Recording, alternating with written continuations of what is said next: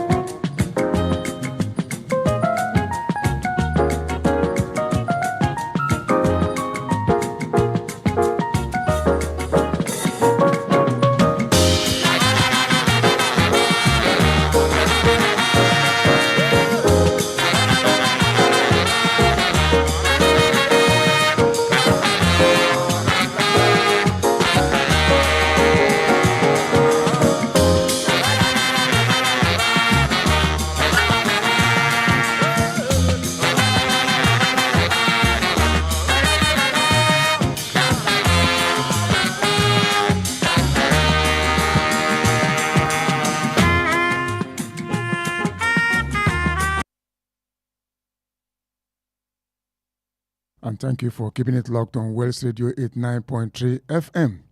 I welcome you this morning to another round of Roundtable this morning, reaching you from number one family radio station in the whole of Southwest, Wells Radio 89.3 FM. When you hear that sick tune, you know it's time for us to bring everything to the table, and today will not be an exception. Thank you for keeping it locked. How is your weather in your area? This place is very cool. I guess it's going to rain today. And thank God for the rain. Thank God for everything. This morning the weather is very cool. And today is Valentine's Day. We are going to talk about Valentine in the course of our discussion this morning. But once again, good morning to you.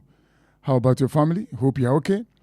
Thank you for keeping it locked on Wells Radio 89.3 FM. I'll be right back after this.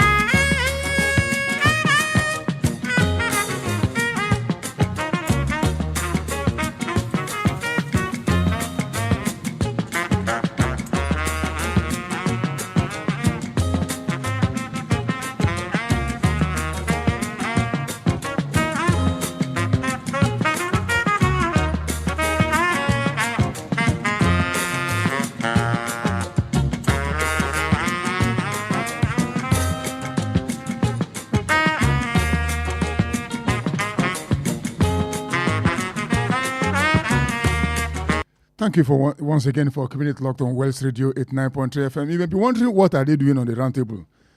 What we do here is that we look at is a recap of all that has been happening in our country, Nigeria, our dear country. And you, our listener, you are also invited to the table every Saturday morning from 8 to 9:30. Because you are a Nigerian, you have a stake, you are a stakeholder. When they talk of stakeholders, this project, we must build this project together. A Nigerian project is for all of us. Whether you are from the north, from the south, from the east, from the west, it is our project. And it is not a mistake that we are a Nigerian. You will bring your own wealth of experience to bear on our country. I will do so. And everybody on the table this morning, everything is on the table. And we are inviting you to come and be with us on the table. You may not be here physically, but we want you to come. When we open the phone lines, you can lend your voice. You can talk about what is going on in our country. You can advise. You can counsel. You can provide a solution. That's why we are all Nigerians. We are not here to condemn. We are here to make our country a beautiful place, because if it is beautiful, it's for all of us.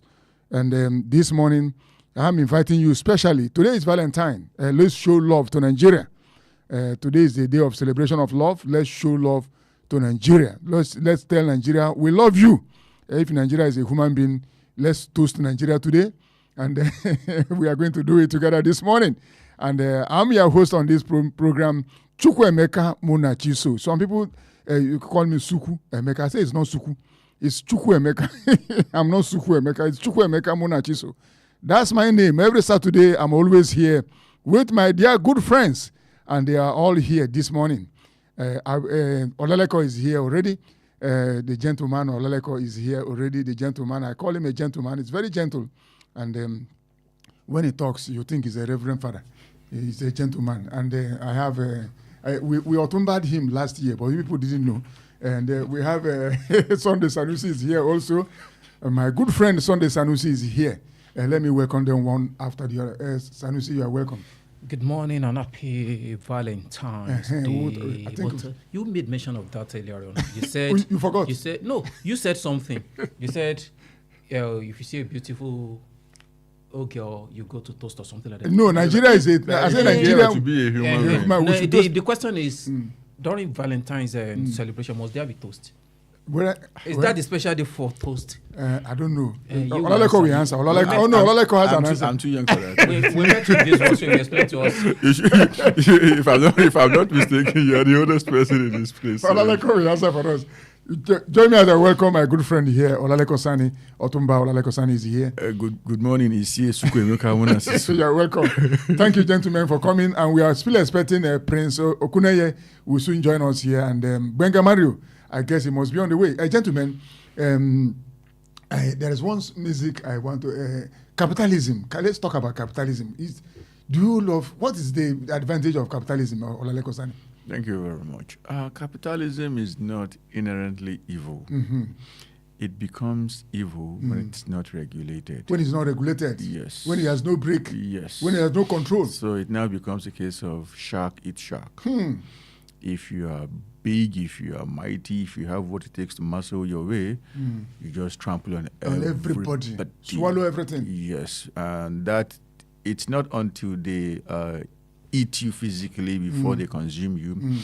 We're talking about price gouging, price fixing, monopoly. These are the evils of unchecked capitalism. Capitalism, as you said, is an economy where private guys are in charge of production and distribution. Okay. That essentially is what capitalism means. Okay. Mr. Sanusi, capitalism, because there is one song we are going to play this morning. This man said, capitalism gone bad. I don't know how capitalism can just go berserk. I think it depends on the angle or the perspective from which he's looking at it. Somebody said, and I quote, he said, when the purpose of a thing is not known, abuse is inevitable. Okay. But when the purpose of that thing is eventually known, abuse is impossible.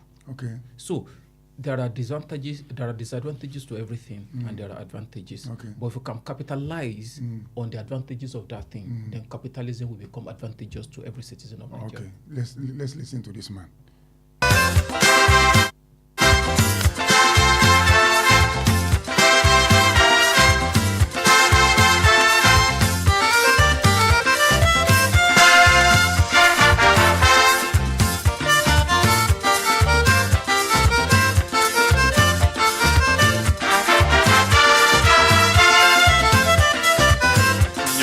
a millionaire or some kind of petty bourgeoisie anytime you're living here.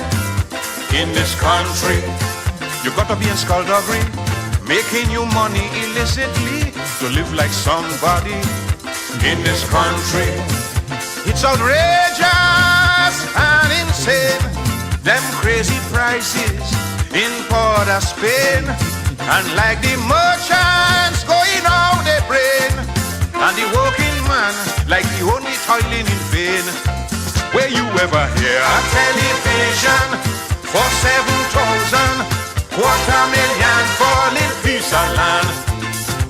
A pair of sneakers, $200, 80,000-90,000 for motor cars.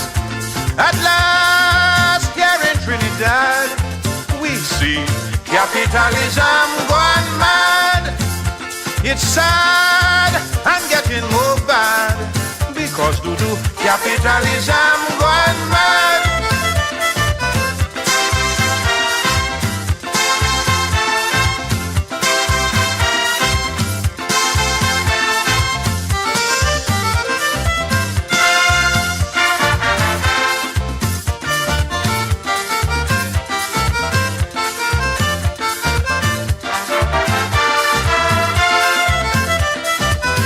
Provide for your family today on your present salary is an impossibility. In this country, so many bills to pay, there is no conceivable way to save for a rainy day. In this country, avariciousness, to be precise, is why every damn thing so overpriced. Big business making everybody feel government give them an open license to steal. Would you believe me? One nylon panty is $19.90, $20 for some baby milk. The cheapest jersey costs over $60, $200 and change a yard for silk. It's hard here in Trinidad. Lord have mercy, capitalism gone mad. It's know whether capitalism has gone mad, but my good friends have been able to explain this morning advantages and disadvantages of unchecked capitalism. Olaleko, today is Valentine. What is your itinerary like? Let's start from you. Wells Radio is going to take half of my day. The other half is going to be spent in my house. I personally don't believe in Valentine's Day. It's like saying, oh, it's until the first day of the year before I map out my plans for the year. Or what's it called? There is the particular New Year resolution. I don't believe in that. What has to be done has to be done, irrespective of what date it is. As regards Valentine's Day, as far as I'm concerned, if you understand the foundation of that, it's not something that will concern someone like me. I'm a black African man. Maybe it should concern Sanusi. Valentine's Day. Yeah, it does concern you. Well, I don't take it seriously, but whoever wants to celebrate it should go ahead and do the needful. And if you don't have what it takes, because one thing is that a lot of people are bastardizing it. For example, now you will see on social media, you see on different platforms, I say, okay, today is 14th of February 2026. They'll now calculate for you 9 months. That after 9 months, it is a baby that February 14th is giving birth to, because everyone has believed, or almost everybody has believed, that once it is Valentine's time, what to celebrate there is love, and what you infuse into that love is for a young guy that doesn't know the difference between his left and right to speak to a girl who also does not know the difference between left and right. That's what they believe. Then they begin to cohabit. After cohabiting for a while, then the thing sticks. When it sticks, it turns to pregnancy. But that's not Valentine. That is not Valentine. But a lot of people. So what is actually Valentine? And how do you think it should be responsibly celebrated? My little understanding of Valentine is celebration between lovers. Two people, don't let me say two people, two mature people in love. For example, if I have a lady that maybe we're in a platonic relationship together, I can express my love towards this person by saying, okay, this is my love, and this is my person. She will like this. Let me buy this for her. Let me buy this chocolate. Let me buy this wig. Let me buy this gown. Let me buy these slippers. Let me buy this pink biro to express to prove to her, because you can give without, but you can never love without giving. The love you have for that person will always propel you to do what, to go and buy or to give that person. That is the exchange of. Even God gave. Even God gave, and after God gave, people after God began to give and give and give and give. So that is what it takes. Then most people that usually do this now, it is common among married people. That, okay, let us renew our vows.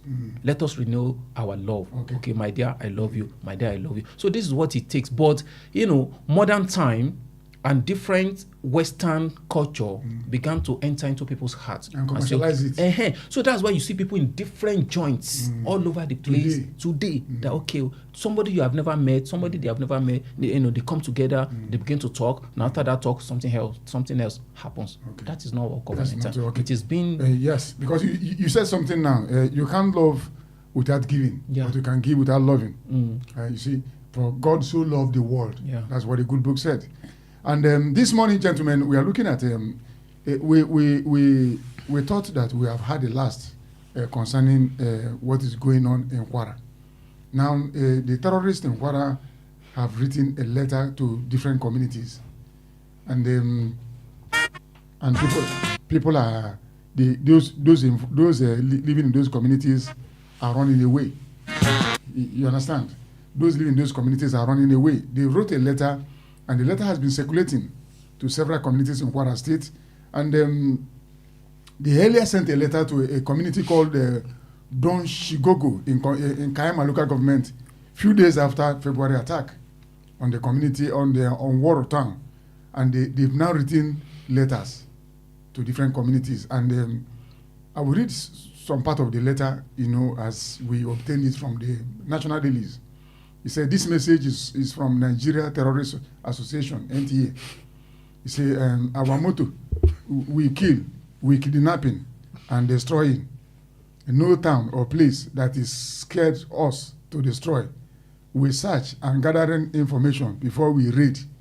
These are part of the contents of the letter they wrote to different communities. So, gentlemen, are we going to hesitate before we put in place measures to further check the activities of these non-state actors?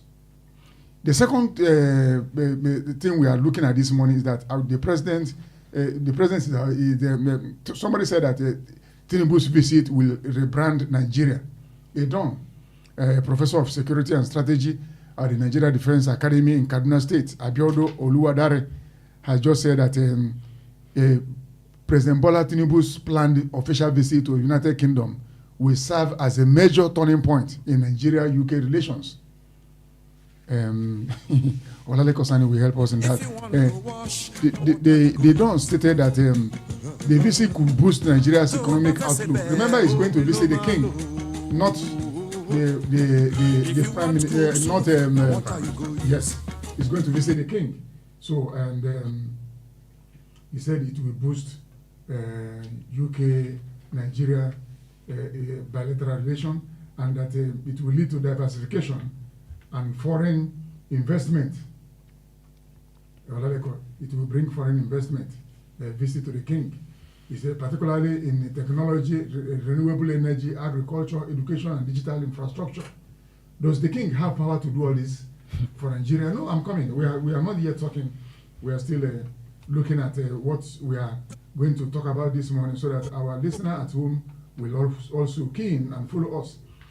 When we are talking of reign of impunity in our country, you begin to wonder, why are we so lawless? Why do we live as if there is no law, there is no existing law in our country? We had it on a good report that talks demolish Lagos houses. They are demanding 25 million from landlords. Many homeowners in Surulere community, somewhere and the areas in Alimosho local government area of Lagos, are counting their losses after suspected land grabbers, popularly known as Omonile, demolished several houses in the area. this thing happened in January 27, 2026. They started this, and they are demanding between 15 million and 25 million from house owners. They demolish houses of those who were unable to pay in a country where we have law and order. What is going on, gentlemen? Let's, where do we start from? Olaleko. Let's start from the president's visit.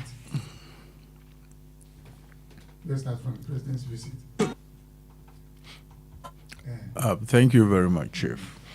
The truth of the matter is that what is in the pipeline as regards the president going to the United Kingdom come next month is not a thing that will bring about economic prosperity to Nigeria. Why The reason for that is that he is going to meet the ceremonial head. But the professor is saying that he's going to bring in diversification.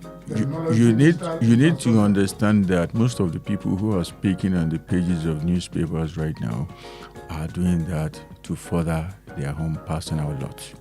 Okay. I should tell you that it actually takes money for you to have your name on newspaper in today's world. So most people who are going through the rigors and of course financial pain to have their name on the pages of newspapers are doing that so as to further solidify their personal relationships with most of the people they hail on the pages of newspaper. And in return, it's one contract there or one gratification there. So let's not focus on what these guys are saying. They have been telling us all sorts of nonsense. Oh, this is the boldest president. He removed subsidy. It's now going to be an El Dorado for Nigerians. Kudos to Mr. President for removing fuel subsidy. We all know where we are today after the removal of fuel subsidy. Let's not dwell so much on what these people say. Rather, let's personalize and individualize all these things and now come up with a personal opinion. As far as I'm concerned, Mr. President is just gallivanting around. He has been doing that since 2023. He is still doing it till this very present day. I understand that come March it will be in England, London to be precise, to visit the King of England. The King of England doesn't even have control over the deputy minister, not to talk of the prime minister. He is the ceremonial head. The only thing they are going to give Bola Ahmed Tinubu when he gets there is to have a military parade. Aside that, nothing is going to happen. Yeah, nothing is going to happen. He's going to have an elaborate dinner, and the following morning he comes back to Nigeria. If you are going to the UK to have if it's going to be a working visit to the UK, you should be talking to the Prime Minister of Britain. That is the guy that can tell you, okay, these are my policies. What are your policies? Let's juxtapose. Let's see how we can help each other. But for the king, it's about advancing the lot of the Commonwealth, which is not our own problem. It is an imperial tool used by Britain to have a hand, or should I say a grasp, on its former colonies. That is not what Nigeria should be oiling. If it is the UK that is still interested in the Commonwealth, it should be the king that will come to Nigeria. Mind you, the Queen, the mother of the present king, was in Nigeria for Chogum in 2003. Commonwealth, whatever. She was here advancing the lot of the Commonwealth, not the lot of Nigeria. So Nigeria should not celebrate the Commonwealth, because as far as I'm concerned, there is not one thing of value that Nigeria is benefiting from Commonwealth. Like I have been saying, you cannot expect someone from outside to come and help you develop your home. If you are really interested in developing your home, you'll be the one to take the bull by the horn. You know your problems. You know where the shoes are pinching you. You are the one who will come up with policies and solutions to your personal problem. But if it's about going to the UK today, China tomorrow, see, if eventually, if per adventure, he meets with the Prime Minister, I'm just saying here, guess what, sir? They will tell you that, okay, we will help you in terms of military. That's just word of mouth. Nothing is going to happen at the end of the day. Or we will help you stabilize your economy. It's just word of mouth. It's not going to happen. We will help you develop your mining sector. Trust me, something may happen in that regard, but not to our own benefit. They will come here, mine the resources in their crude form, and take them to the UK. to develop their own. Should they take a bar of gold, which is around $5,000 out of here, they will pay Nigeria what Nigeria should get. But guess what, sir? They are going to convert that one bar of gold to jewelry worth over $500,000. So are we wise or stupid? If you want anybody, like I've been saying, you don't need anybody to help you if you really want to help yourself. What we should be talking about is how to extract these minerals ourselves. Go to these foreign countries. What are they doing with these things? And I said it some year ago. Not new, pre-owned. That means used jewelry, and it was going for around $40,000. Guess what? The most significant part of that jewelry is that it has Nigerian ruby. Ruby is a gemstone of high value, even more valuable than diamond. It was done in 1983. Of course, it must have been used by countless people. Until today, it's still going for around 60 million naira. That tells you how valuable the material, the minerals that we have in this country can be. But we are not developing these things. Rather, we are selling them at a miserable rate to these guys.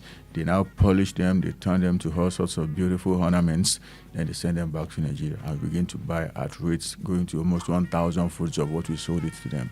Okay, thank you, Olale Kosani, for that insightful discussion this morning. But let me ask Sanusi, a professor of security and strategy at the Nigerian Defense Academy in Kaduna State, Abiodun Oluwadare. He's the one saying that President Bola Ahmed Tinubu's visit could boost Nigeria's economic outlook by reopening discussions on trade diversification and foreign investment. And I keep asking, he's not visiting the Prime Minister. He's visiting the king. Does the king have the power to do all this? Does he have power to engage our president on trade diversification and foreign investment? The person you made mention of, when it comes to study of public relations, there's something we call community relations. Okay. Different types of relations. Then there's another one that was coined out, which we call government said it relations. That is, a man comes out to represent the government and say what the government would like to hear, not what the government will use to nab him or to crucify him.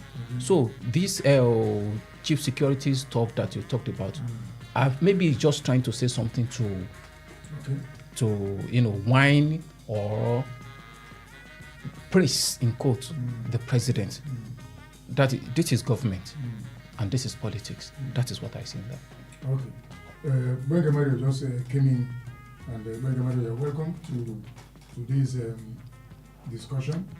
Thank you very much for everything, and thank you for coming. We are looking at, I want us to move away from some of the things I've just said. There is one issue that we discussed. We started talking about this yesterday. It became it is no longer is in the public domain. Aso Villa set to disconnect from national grid, and the presidential villa in Aso Rock is on course to severe ties with the national grid by March. That's next month, and there's work going on for solar power initiative. So who made this known? State House Permanent Secretary Temitope Fashe Deni disclosed this on Wednesday that the presidential villa in Abuja will go for solar, and they will severe ties with the national grid. What is the fate of? Because we know that some companies and universities in Nigeria are no longer connected to the national grid. So when the seat of power is mulling the idea of severing ties with the national grid, what does that portend for the citizens of this country? The seat of power is going solar. So what is it do we believe is the end of grid collapse in sight, or are we giving up? How many times has the grid collapsed in the course of this year? Not this year. It has collapsed several times. Even in the course of the week, it collapsed. And the truth of the matter is, you can't give what you don't have. The federal government has not been doing well in the issue of electricity because I was going to Belkuta for an event yesterday, and somebody called my attention to a write-up by the roadside. Guess what the person what they wrote on the billboard? Just a small billboard. The person wrote, "Band A my food. We don't want Band A. Let's go solar."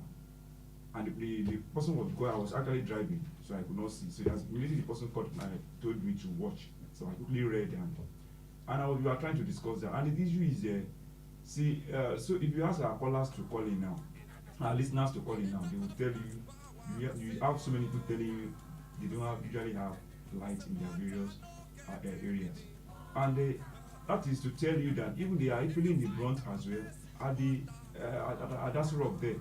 So if they can be feeling the brunt there in Azorok, so how much more we are here, local people here.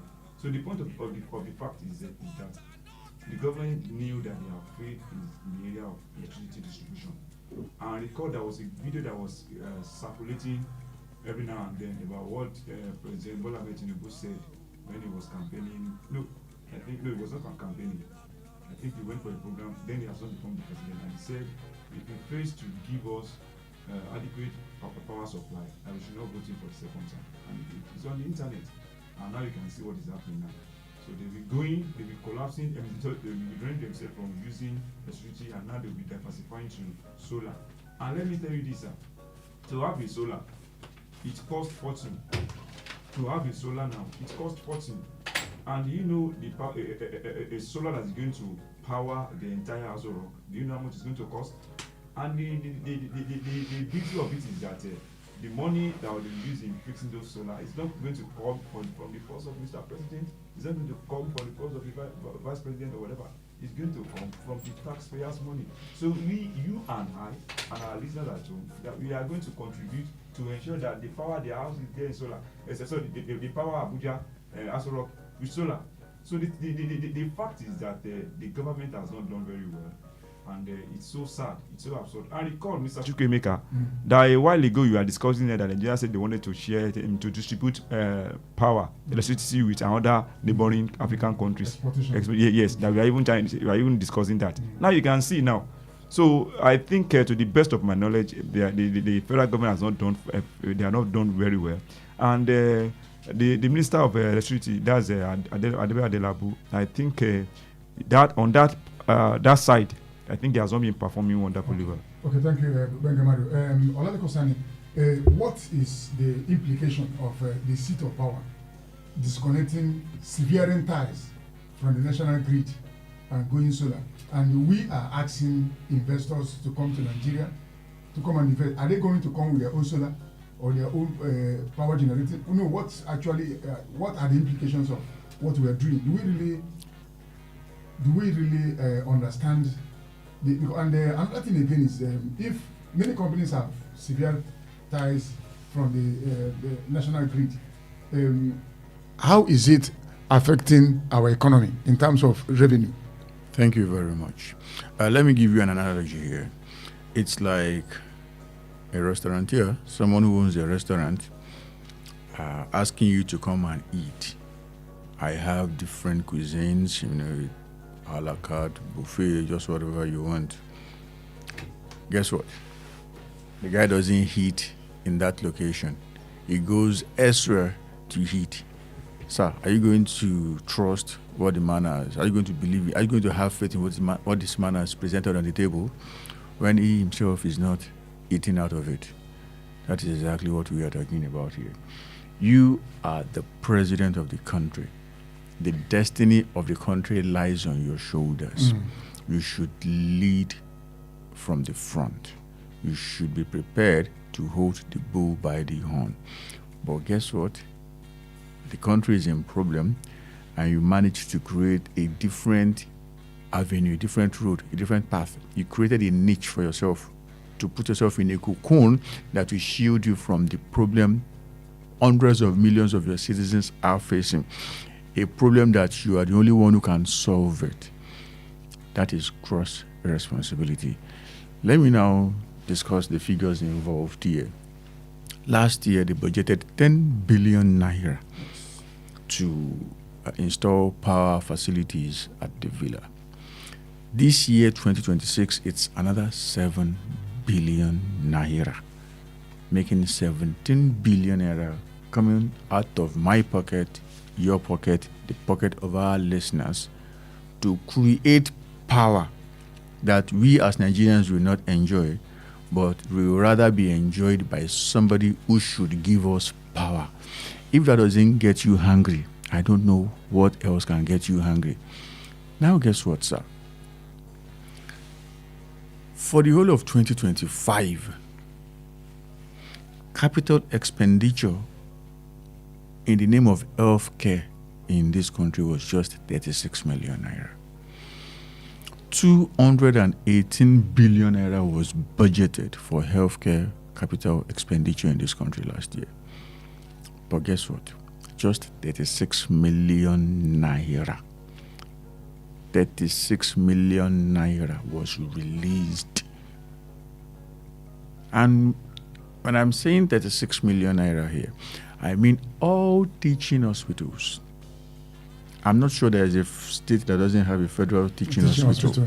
It's scattered all over the place. We are talking, meaning at least 36 plus Abuja 37. If you want to share, so they will share 36 million. You can't even go around because Abuja is there making 37. So imagine what UCH will do with just 1 million naira for 12 months. Wait, sir, that's not even the bus stop.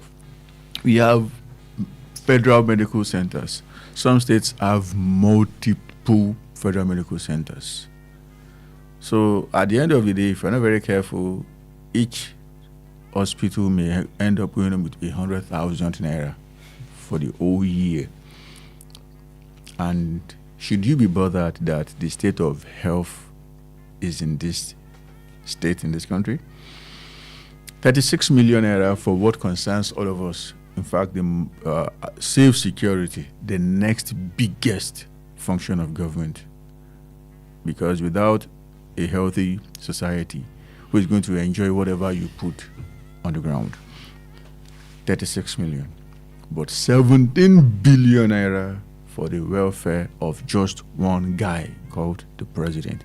Like I said, that is gross irresponsibility. Let me now finish this by saying that there is a particular office in the presidency, special advisor on global media engagement. It's about propaganda. Guess what? They budgeted 500 million naira for that office. And guess what? It was released. Just to portray to the outside world that, Nigeria is now fantastic. Nigeria is now. And guess what? You shouldn't be surprised if part of that 500 million naira found its way into the pocket of that clown who calls himself a professor in that school that you mentioned. $9 million, equivalent of 14 billion naira, was spent on image making in America by this government.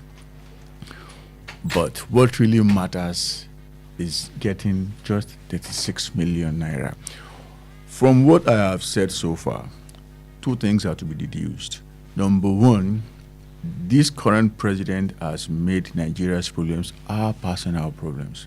He doesn't want to partake in our problems because he has found a shield for himself to enjoy uninterrupted power using our own money. We can go to hell as far as he cares. Okay. And finally, on the second hand, they care so much about propaganda, image making. Let everybody believe that we are doing well. That is why some people are still confused that, it's like things are working, when in reality things are getting worse. People come on television, they go to radio stations, they scribble all sorts of nonsense in the name of articles and all of that to say Nigeria is working. That is where money is going. Money is not going on what really matters. Rather, money is going into what will make people believe that things are getting better. Okay, thank you very much, Olaleko Sani. I want to ask Sunday Sanusi. I want to understand what is the implication, because when it comes to revenue, I know that when companies are connected to the national grid, it boosts government revenue, and universities are disconnecting from the national grid, and I don't want to mention some big names here of corporate bodies that are no longer connected to the national grid. Houses. Yes, and so many of them, and the seat of power has followed suit. Does it mean that this constant, incessant grid collapse is no longer something to be solved? And what should be the fate of the citizens in terms of providing power for themselves? Are they going to go solar also? And considering what Bengamari just said about the cost of... Mario mentioned it earlier, that thing is very, very exorbitant. So are we turning around to become another dumping ground for solar companies? They will start coming in. And who will bring the solar companies into Nigeria so that Nigerians will begin to go solar? Because the seat of power is going solar. The seat of power is going solar. Do we have the money to go solar? Do you have the money to go solar? How many people can afford it? That is the question. How many people can afford this? So we go back to candle and atuba. With kerosene. So what do we do? Well, the people we are bringing into the country to invest. What I foresee is this, because we keep on hearing, okay, the national grid has collapsed again. Yes. A day is coming, because if every organization, if every establishment begins to go on solar, begins to generate power for themselves, the day will come, the national grid will collapse and it won't be able to, it won't be refixed, it won't be repaired again, because nobody will focus on that stuff again. Okay. Because you're already, okay. You can't. Excuse me. If you're on solar, what is your business again with national grid? You don't have any business. You can't. You can't offer somebody that has been beaten by the rain and is shivering iced water. It's of no value to him. So that is it. So at the end of the day, if establishments, the seat of power have begun to generate power for themselves, so I think by the time the issue of national grid comes up again, they may not have it, or they may not even give it attention again. That okay, when it is time, we'll fix it. That is how the refinery, our refinery started. You can imagine how many refineries are working now, and they will tell you this is the budget for fixing of refinery. No, the refineries are no longer working according to Bayo. So if refineries are no longer, that's what I'm saying. If refineries are no longer working, I think the same story, the same issue that is happening to the refineries, the same thing that will happen to national grid now. If not properly checked, let me tell you this, sir. Go to many banks. You discover that most of those banks are running on solar. Yes, I was a witness to one. Yes. So that means they have exited themselves from using the national. You cannot be talking of national grid collapse now and be hearing banks telling you they are suffering from it because they are not under it. And so other many multinational companies, they have exited. Go to Lagos where we have most industrial hubs. Most of them they are on solar. See, go to some new sites in Ibadan here, some new site. Discover that most of them they don't even value. They would have IMAC solar installation and its cost on their whatever whenever they want to build on their budget whenever they want to build their houses. So it's as bad as that. Like what he said, Ojulari told us that refineries are not working. That the shambles that the former CEO of NNPC he did was just a kind of shambles. And now if care is not taken, the electricity sector might still go the same way. Okay, let me ask Sani. What stops from states from actually going because they have removed and the state governments, states can now generate their own power according to the release from the federal government. So what stops states from taking the bull by the horns and actually generating their own power for their own citizens? Thank you very much. Since it's no longer forbidden for them to do so. So this national grid thing, nobody will be talking. Why can't they do it? Before going into that, please permit me to say one or two things about the national grid going totally irrelevant. I don't foresee that. Okay. And I'll tell you why. Even most of these banks that are running solar. They also use power from the national grid. Solar is just backup. Backup, okay. Should electricity. Okay. Just hold on, Olaleko. Let me call out the numbers in case. 0916-893-1000. 0916-893-1000. 0915-334-893. 0911-333-893. These are the numbers for you to call this morning to join us on the table, and let's hear from you. What is your own take? What is your own advice? What do you advise government to do? Okay, Olaleko Sani. Yes, sir. It costs a lot of money to have solar. A lot of people who have 5 kVA, 10 kVA know how much it burnt their pocket. They understand the type of hole it created in their pocket to have what they have right now. Okay. So if you're now talking about going 24/7 solar, I just told you the amount of money they spent in every year. A house designed for just one person. Well, of course, there are other houses, there are adjoining buildings and stuff like that. But essentially, it's a place designed to house just one person, and we're talking about 17 billion. Trust me, sir, for a 4-bedroom house, if you're talking about going solar fully, you'll be talking about upwards of 50 mil. You know, if it's a case of let us have power to charge our inverter, then we'll be talking about maybe 15 kVA. But if you want to go fully solar, you'll be talking about maybe 50 kVA solar facility. Do you know how much that is going to set you back by? It's a lot of money. Not many people can afford that. So I do not see I mean, and as you said something about revenue generation, ask around, sir. IBEDC, all of them, they are making money they never made in their life simply because of Band A. And you know, the government has told us, the executive has told us, the legislature has told us that we should prepare for a scenario where all of us are going to be paying what guys in Band A are paying. That's the idea ab initio. So that they can bring everybody on board what Band A is paying. And should that be the case, they will be making immense money. Now they are making money they never made last year, 2 years ago, 3 years ago. Should everybody now begin to pay Band A, sir, it's going to be better than robbing a bank. As regards the state government not building this thing, number one problem is cluelessness. Number two is that it is extremely expensive. But they have a lot of money. Sir. So can they go into partnership with somebody who wants to buy bread, a loaf of bread, but has 10,000 naira in his pocket, will tell you that he has a lot of money to buy bread. But without your 10,000 naira, say you want to buy a car, then you realize that you're a broke guy. It's the same thing for how much are they collecting? 10 billion, 15 billion per month. Is that what you want to use to generate power? No. I'm not, sir. I'm coming somewhere. I'm coming somewhere, sir. I am not speaking for them, but I am telling you that on an individual basis, it's going to be extremely difficult for state governments to build power plants. Lagos has been trying to build one since the days of, I can't even remember, decades ago. They are still not there yet. What I am suggesting is that if a region can come together, or should I say a geopolitical zone. What stops them from coming together? And is it politics? Politics, number one. Number two is or suspicion? I don't even think it's about suspicion. The problem for most of them is that they want instant gratification. Okay. That, you invest money today and people begin to say, hey, our governor has done something. Power generation is not like that. For you to complete a power plant, you're talking about years. And most of these guys are not sure of coming back the second time.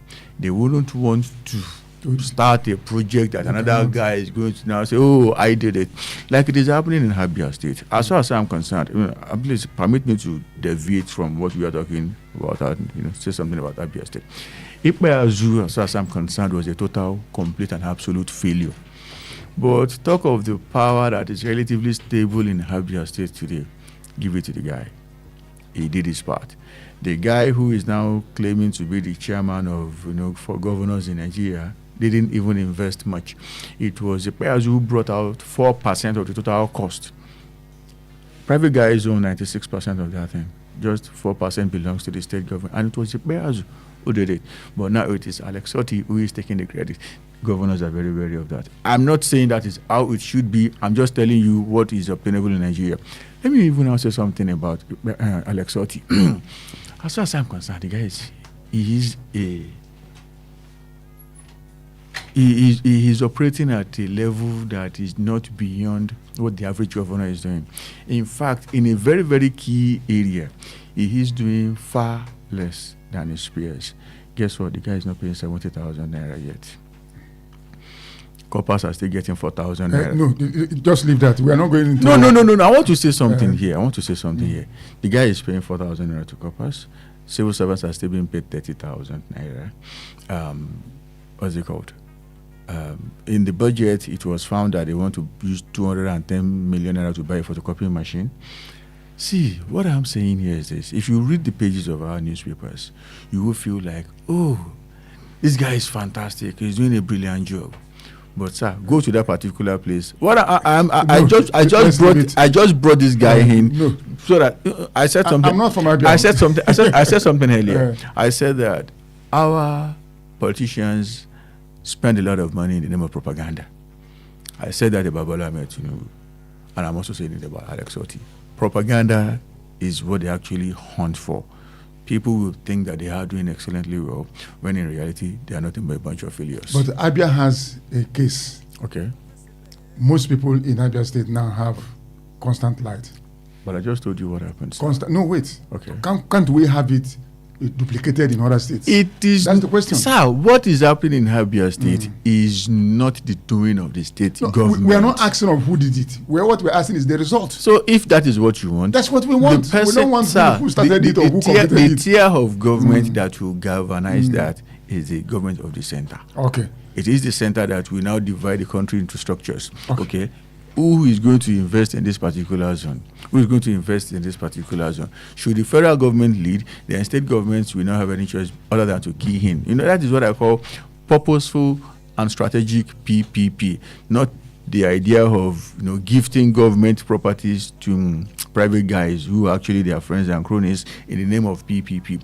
Let us do something constructive where the federal government is going to bring its part, the state government is going to bring its part, and of course private financiers are also going to bring their part. Okay. That's all I am asking for.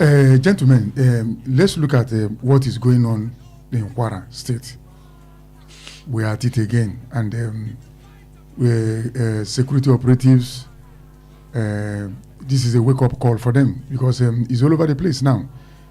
Terrorists wrote a letter to some communities in Kwara State asking them to prepare that they are coming, and they did a similar letter to some communities before they struck at Woro town, which left over 176 people dead and 38 abducted, and residents of Era, Enaja and Ahu, they've started leaving their homes over the threat letters by the suspected terrorists.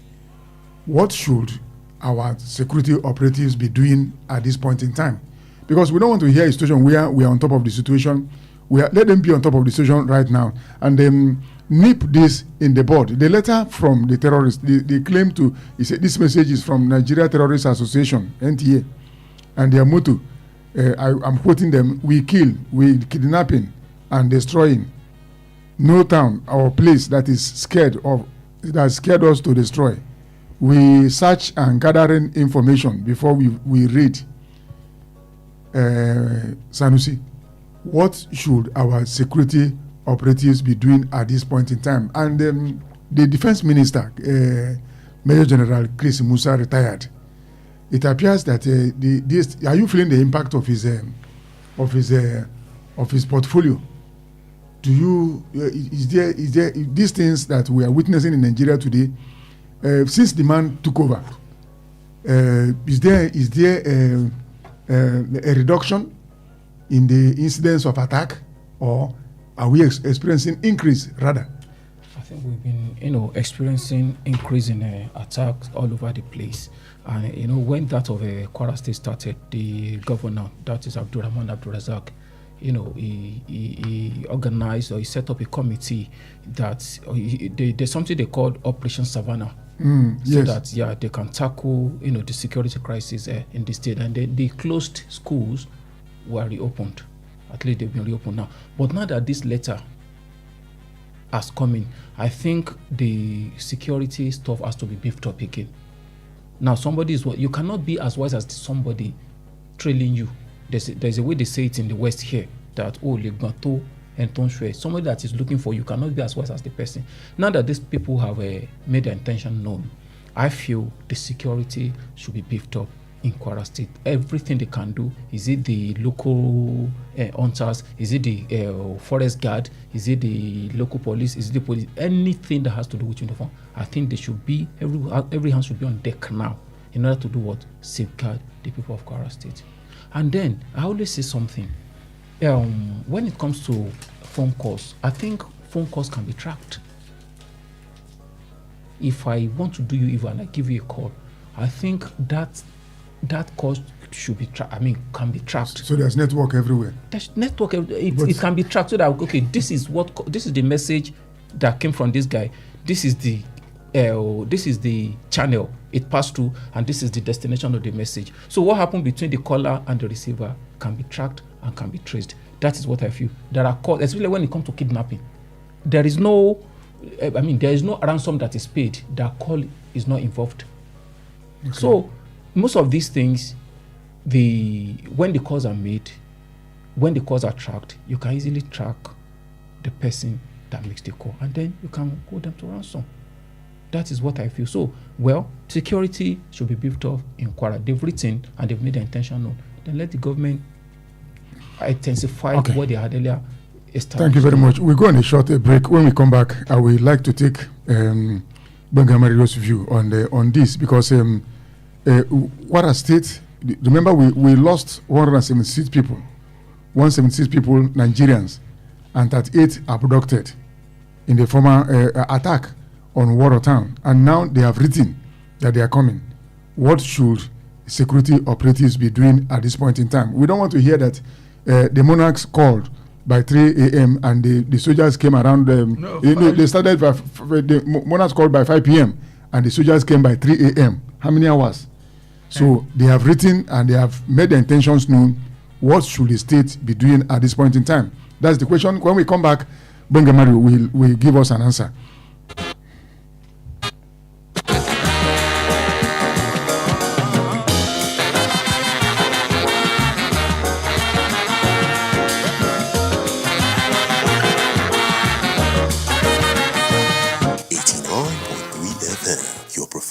Wholesome Radio. Boost your business with Wells Radio 89.3 FM. In a competitive world of business, strategic brand and product positioning is key to growth. Don't remain unseen in the shadows. Shine a spotlight on your brand with Wells Radio 89.3 FM today. Why Wells Radio? We are your state's #1 family radio station. We connect with the heart of families in your state. As the smallest unit of the society, families trust Wells Radio for quality content and information. Visit us today along Alafin Avenue, Oluyole Estate, Ibadan. Our white and blue building just before Sharp Corner ensures your business won't go unnoticed. Advertise with us today. Call our marketing office on 0903 936 8185. Call Toby on 0803 509 3394. Ayo on 0706 840-7359. Take the leap today. Let Wells Radio 89.3 FM be the megaphone for your business success. You won't regret it.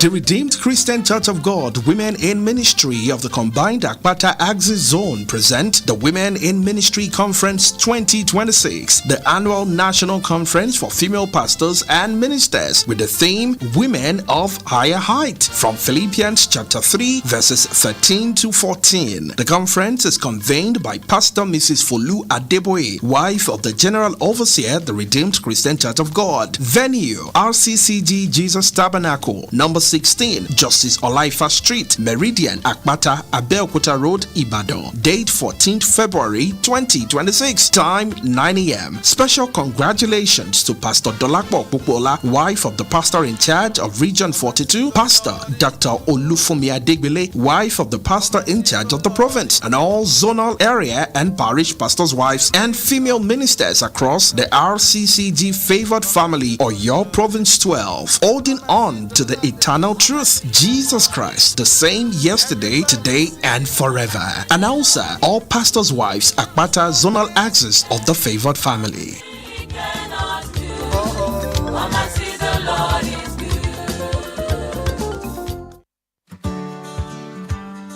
Christ Ambassadors International College is a private, co-educational Christian day and boarding school located at Alafin Avenue, Oluyole Estate, Ibadan. We offer a blend of Nigerian and British curricula designed to nurture global leaders with godly values. With world-class facilities, exciting co-curricular programs, exceptional pastoral care, and outstanding academic results, we ensure your child's dream becomes a reality. Our entrance examination for 2026-2027 academic session will hold on Saturday, 14th February 2026 at 8 a.m. For inquiries, please call 0704-530-8414 or 0814-177-2806 or visit www.christambassadorscollege.com. Christ Ambassadors International College, nurturing global and godly scholars.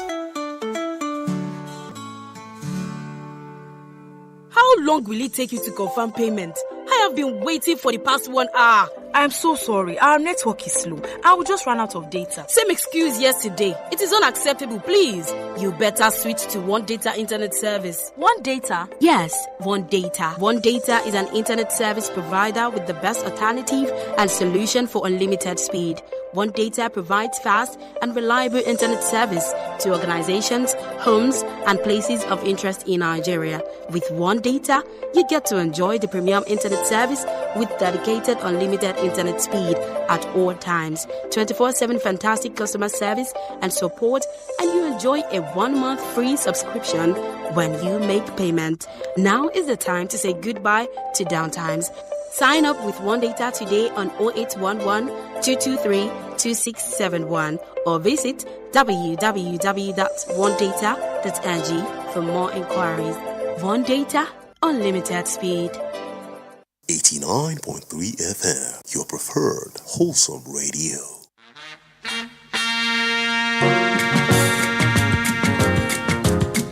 Oh yes, thank you once again for keeping it locked on Wells Radio 89.3 FM. If you are just tuning in, you are on Roundtable, reaching you from your number one family radio station, Wells Radio 89.3 FM. And the numbers to call this morning to be part of this conversation going on this table as 0916-893-1000,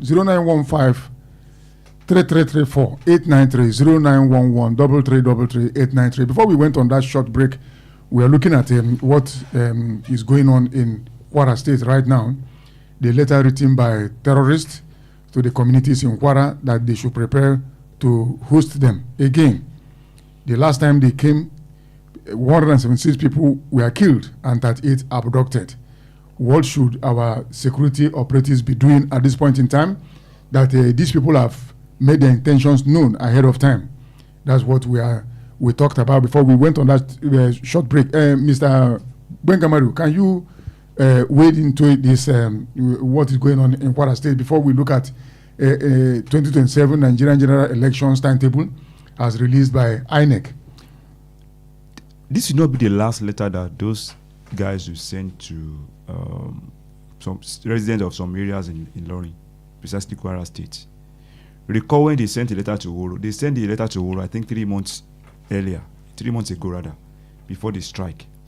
And those guys are now, they sent another letter to some 3 communities. And this will not be the last time. They will still send more. And one thing about those guys is that they will always make home their threat. Whatever they say they are going to do it. And look at from the excerpt you read. They said they have taken their time to monitor the communities. They have monitored everywhere. They have they have surveilled the area. That is what we call intelligence gathering on their own part. So what we are saying now is before they struck the last time, what was the security operatives? What did they do? They didn't do anything. They failed. The security operatives failed them. They failed them. Recall that the king had called when they were killing people in Woro. The king put a call through to the security officials, and they didn't come until after 10 hours. Good 10 hours. So there was a security agency there. They want to tell us that it took a 10 hours ride from wherever they are to where the bandits are killing people. So what should they be doing now? So what they should be doing now is that they have to be proactive, but we are not seeing the proactiveness. The only thing you hear is just that we condole. I'm telling you, the security agency, they can't joke with their life because they knew that these bandits are coming with more sophisticated weapons. So those bandits, they are using drones. They have gone technological digital to carry out their nefarious killings. And now our military the only thing they depend on is the AK-47 they have. Where is the place of intelligence gathering? So what do you expect them to do? Okay. So we see like we are watching now. A woman in the United States of America was kidnapped. A 84-year-old woman, Nancy Gunter. She was kidnapped by just a lone person. And come and see how the sheriff, the security agency, the security police, the police officials, they've been in her house ever since she was being kidnapped. They mounted, their car is stationed there, and they are doing a forensic work. Even the car they brought there is not another sheriff vehicle. It's going to give information of what really transpired, and that's what we are saying. Just a single woman was kidnapped, and you can see how life of American matters to those in authority. But in Nigeria here, they killed 175 people in Woro, and they kept quiet. And they kept quiet, and they still wrote a letter to more communities. The security agency will not do anything. I'm telling you. Can we get to that level where Operation Bring Trump Back? Can we get to that level where the lives of an average Nigerian will matter to those in authority? Yes, we'll get to that. We can. I'm not saying we will. We can. Okay. We only will should Nigerians begin to value themselves. Okay. The truth of the matter is that you cannot wake up on the day of election to go and sell your vote for 5,000. People are harvesting PVCs, and you now expect the guy who bought your vote to take your life seriously. You don't value your life. Okay. Please don't stress me. Okay. That is it. Thank you very much. See, I don't like to say what I want to say. Say what you want to say. Even when it is the case, but I have to say it now. You see, Chukwuemeka, son of man is afraid. I am afraid. Of what? Of what appears to be staring us in the face. What is staring us in the face, Olale Kosani? Are you a prophet? Well, people are giving. Are you a seer? Do you see into the future? I'm not a seer, but I can analyze the future. Okay. With today's happenings being my indices. Okay. Sokoto is now experiencing Kwara is now experiencing what Niger has been experiencing for some months. What Kebbi has been experiencing for some months as well, and what Zamfara and Sokoto have been experiencing for years. It's getting closer home. It is getting closer home. There are a lot of empty villages in Sokoto as we speak right now. They are vacated. They have. I want to believe you saw that video. I saw it. Long trucks packing people out of their ancestral lands. There are so many ungoverned spaces in Nigeria. Now we have more ungoverned space than we had last year. A lot of places have been deserted in Sokoto, Zamfara, Kebbi, Katsina, Niger, Kwara. If you look at the trend of what is happening in the northwest, we are currently in the western part of the country. Northwest, southwest. Don't be deceived by north and south. West is the key here. It started from Sokoto. It spilled into Zamfara, now Kebbi, now Niger. Later Kebbi, later Niger, later Kogi, later Kwara, and now it's happening in Oyo. I can tell you free of charge that some communities are already deserted in Oyo State. The share border with Kwara? Yes. And not just Oyo, even Osun. The truth of the matter is that we do not have a grasp of what is happening. I'm talking about the leadership of this country. I have been saying it here, but a lot of people were saying, Mr. Sonny, keep quiet, shut up, don't say that again. The current Minister of Defense is someone who is not fit nor proper for that role. But, I have been saying it. Forget about religion. Forget about where the person is coming from. Let's focus on what really matters. This guy has proven to us that he is not competent. As the Chief of Defense Staff, the number one military officer in the whole country, Nigeria lost a lot of states to these bad boys. That is still the same person we went to recruit to become Minister of Defense. Why? Oh, there must be somebody from a particular religion. There must not be. Sir, that was argument on Hex then. Bring this guy. Oh, and the Northerners have a bad plan. The Muslims have a bad plan. Oh, bring somebody who is a Christian. And I was like, sir, you can have the entire Federal Executive Council believing in the same religion. In fact, you can be atheists for as long as you do your job well. I don't care. Doing the job right is what matters. That's what should matter to Nigeria. That is not what matters to us. Don't you think Musa was picked in order to counter Trump's Christian genocide thing? It was not Christian genocide per se. I'm coming. That was what coming from Trump, and all of a sudden Musa came up. Trump was like, there are too many Muslims and insecurity in Nigeria, which, in my own opinion, is not very true. That's what I'm saying. That Christopher Musa was CDS.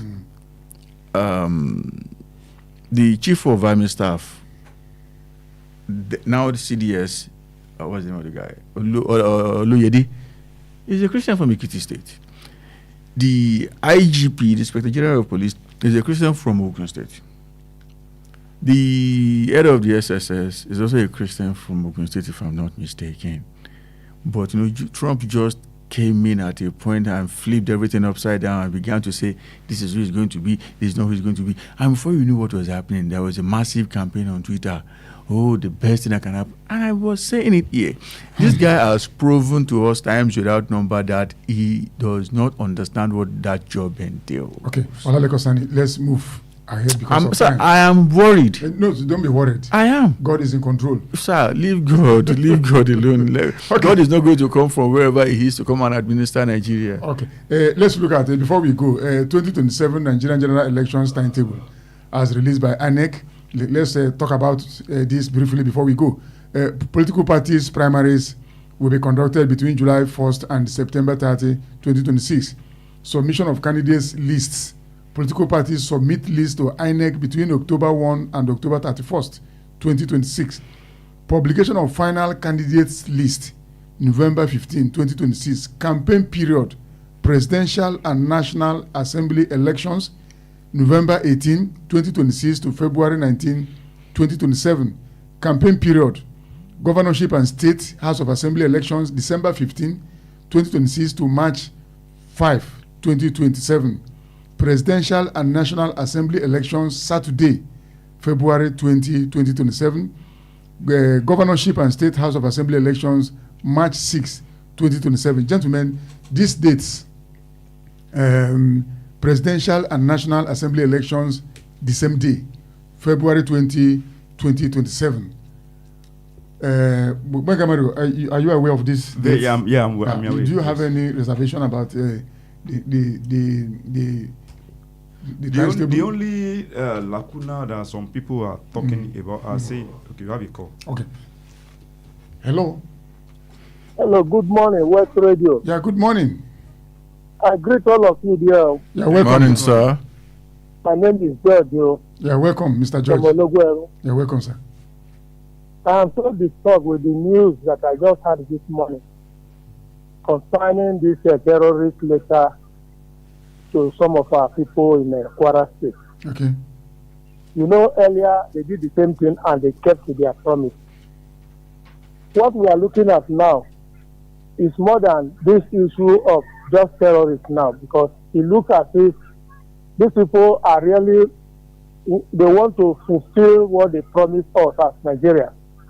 They said they are going to occupy every part of Nigeria, from the north down to the River Niger, which is the southern part of Nigeria, and they are moving gradually towards it.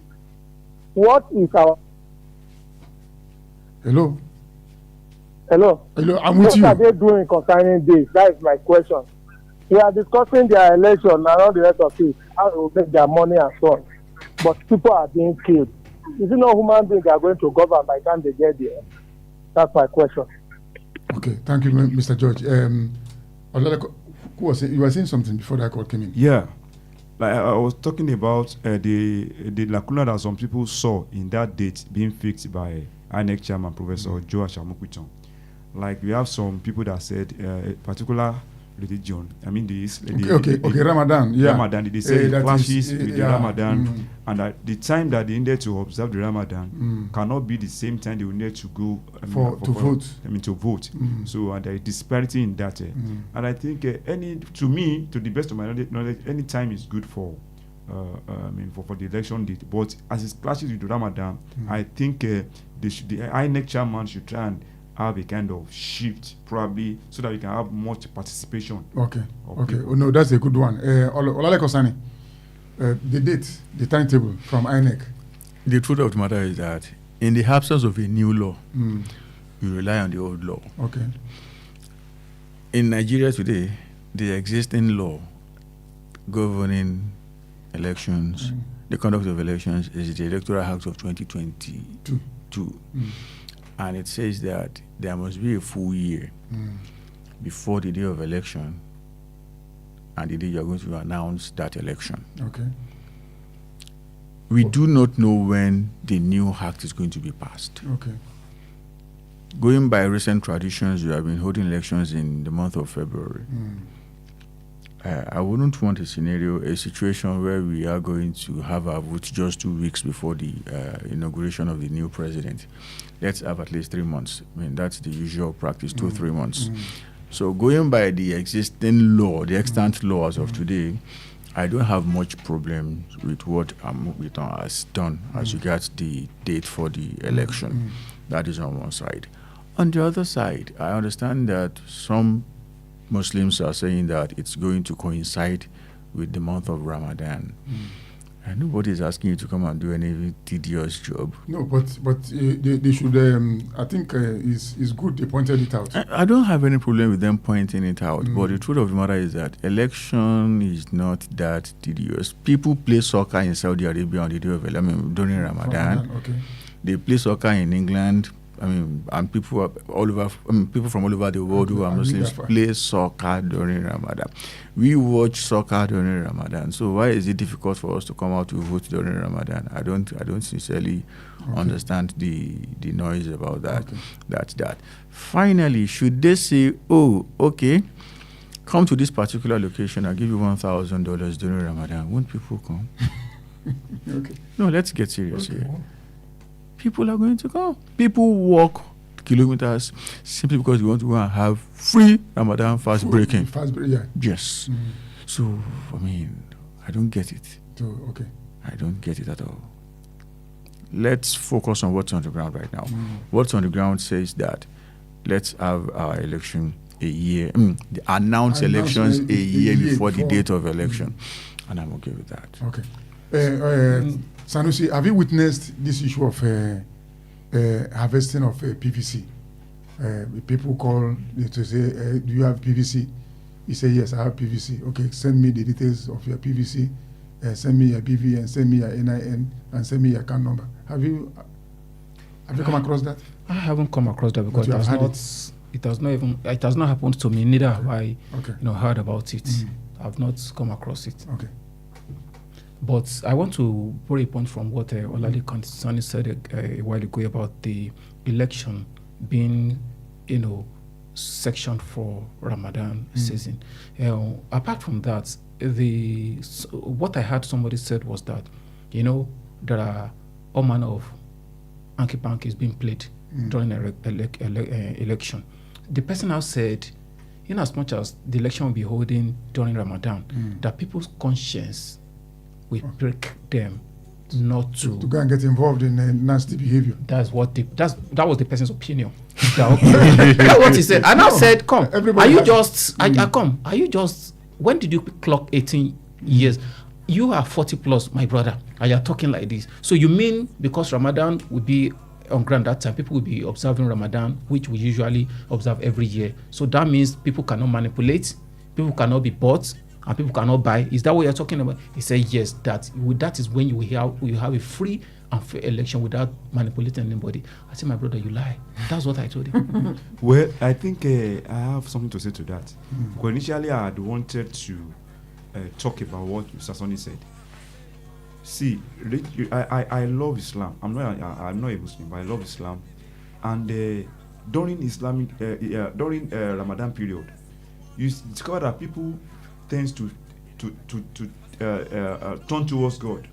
They tend to forbid their simple ways, their simple nature, and they tend to be holy for that period of 30 days. After that 30 days, they hide it somewhere. Not all of them, but some of them that are guruing. So you mean now the point I want to make is this. Well, we cannot. The Constitution of the Federal Republic of Nigeria does not allow with that. With the fact that because it's the month of Holy Ramadan, that they might not want to. They might not want to interfere with it or do something that will be sinister to the election that will be coming on board. So where the law of the land does not take that to effect. But the point is this: even during Ramadan period, the rate at which bandits, those Islamic extremists, the rate at which they fight, they kill people, it's minimal. I'm telling you. Okay. Last year, sir, Mr. Mario, let me say something. Last year, these guys killed a lot of people. They killed. Some of them, they do observe the. Sir. Even on the day of Salah, they killed a lot of people. On the day of Salah, where you should be, enjoying. Having a nice time and all of that. They killed people in their scores. During Ramadan, day, night, endless killings. The truth of the matter is that if you call yourself a Muslim and you only do what is right during Ramadan, you shouldn't be fasting. You shouldn't be, you are only wasting your time. If you will wait for just 1 month out of 12 months to be like a normal human being, you shouldn't be fasting. And then after that you to the status quo. I beg you. I will not relate with people like that. That is pure hypocrisy. Like I have said, if anybody is complaining about that day being part of the elections, the Ramadan period, tell that person, Chief, I'll give you $1,000 if you can walk from your house to so place, to this particular place. The walk is going to take you 2 kilometers, but trust me, $1,000, which is around 1.5 million naira, is waiting for you. Trust me, that person will get there before you. You will sleep there. Gentlemen, thank you very much for coming here. We sleep over. Your analogies. Anyway, gentlemen, thank you for coming this morning. And today, Bengamaro, you've not said anything about Valentine. Well, today is Valentine. Are you taking us out? In fact, I have a show this I know you morning. have a show. Can I tag along? No problem. All right. So I have a wedding show this morning and the Valentine show in the evening. Thank you very much, Olale Kosani. Thank you, Sanusi. Yes, sir. Thank you, Bengamari, for coming. Thanks for having me. Thank you, our studio manager, Henry Osagi. Thank you very much, our listener. I know that many people listening, but they didn't call. Thank you for those that called. And next week, God willing, Saturday, we'll be here once again. Please, whatever you want to do today, make sure you put Nigeria into consideration. Nigeria is our country. We have no other country but Nigeria. Remember that if it is happening in the north and it's not happening in the south, you are still not safe because of our shared humanity. We are all one. We are under one flag. Whatever is happening to any Nigerian in any part of this country, we will all share in whatever that is going on there. And I wish Nigeria well. And for those who are celebrating Valentine, remember, it is not a time for you to be irresponsible. Remember, it's not a time for you to do things that are not in order. If you want to celebrate love, there are so many orphans out there. There are so many people, orphanages. You can go there and share love with them by giving them what you want to give to them. Thank you for keeping it locked on Wells Radio 89.3 FM. I will come your way again next Saturday, God willing. I remain yours sincerely, Chukwuemeka Munachiso.